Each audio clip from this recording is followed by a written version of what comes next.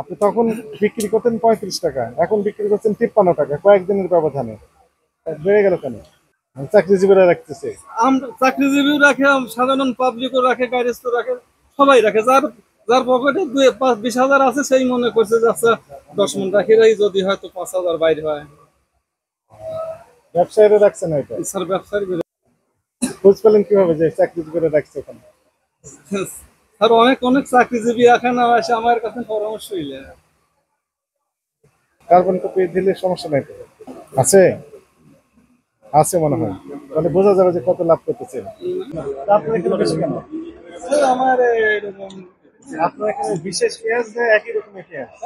আমি একই রকম। একই পেঁয়াজ, শ্যামবাজারের পেঁয়াজ, আপনার পেঁয়াজ তো একই পেঁয়াজ না, শ্যামবাজার শ্যামবাজারের পেঁয়াজ কোথাকার পেঁয়াজ? ওটা বিভিন্ন জায়গার পেঁয়াজ স্যার। আর আপনারটা? আমাদের পাবনার পেঁয়াজ। আপনার পেঁয়াজ বিশেষত্ব আছে, কিনেছেন কত করে? কিনেছি করেন আমার পিস করছি 51-52 টাকা। কাগজ আছে? কি কাগজ? স্যার গাড়ি তো কিনতে কিনে তো এটা দেয় আমাদের মাহাজন এগুলো। কাগজই না, কি লেখা? 2051 টাকা মন পড়ে, মনে পড়ে? কেজি হয় লিখে 51 টাকা, চাইরেন না।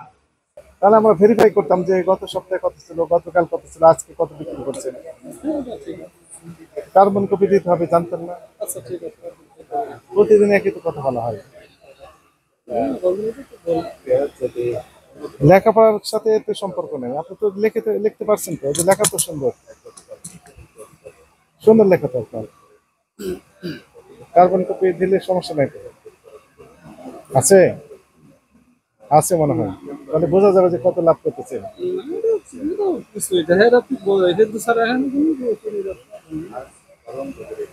এখন ব্যবসা কম, ব্যবসা কম।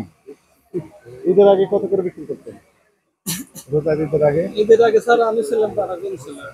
ঈদের আগে বাজার গেছে আপনার 35 টাকা, এখন 53 টাকা হলো, তাহলে কত বেড়েছে? মানে স্যার আমরা দেখুন কিনে 17-18 টাকা করে বাড়িয়ে দিয়েছে। কেজিতে যেভাবে কিনে আনি স্যার সেইভাবে বিক্রি। তখন কত করে কিনতেন? তখন আপনার ওই কিনছিল তখন ওই মানে আমরা স্যার কেজিতে 1-1.5 টাকাই লাভ করি বেশি। আপনি ঘুরে ফিরে এই জায়গায় আসতেছেন।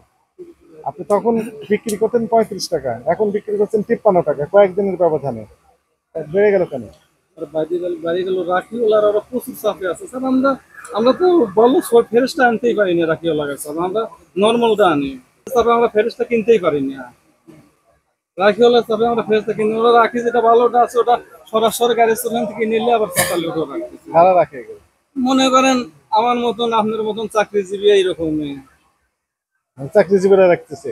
আমরা চাকরিজীবীও রাখে, সাধারণ পাবলিকও রাখে, গ্যারেজও রাখে, সবাই রাখে। যার যার পকেটে 20,000 আছে সেই মনে করছে যে আচ্ছা 10 মণ রাখিরাই যদি হয়তো 5,000 বাইরে হয়।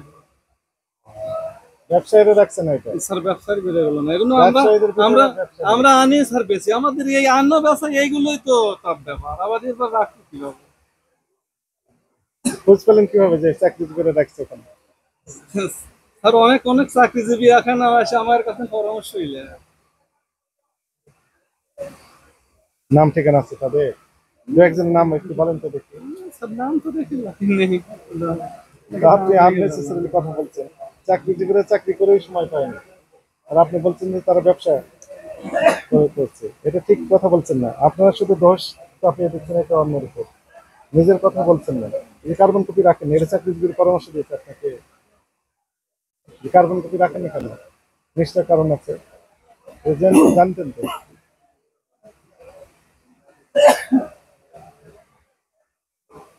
আপনার মাল কোথায়? ওইগুলো সব না স্যার এই অল্পই মাল কিনি, কটা ছিল এটা বেশি লাগছে, আমি তার মাল কিনাই নেই। রাখেন, এরপর থেকে আমরা যেন দেখতে পাই আপনার কার্বন কপি আছে। ঠিক আছে।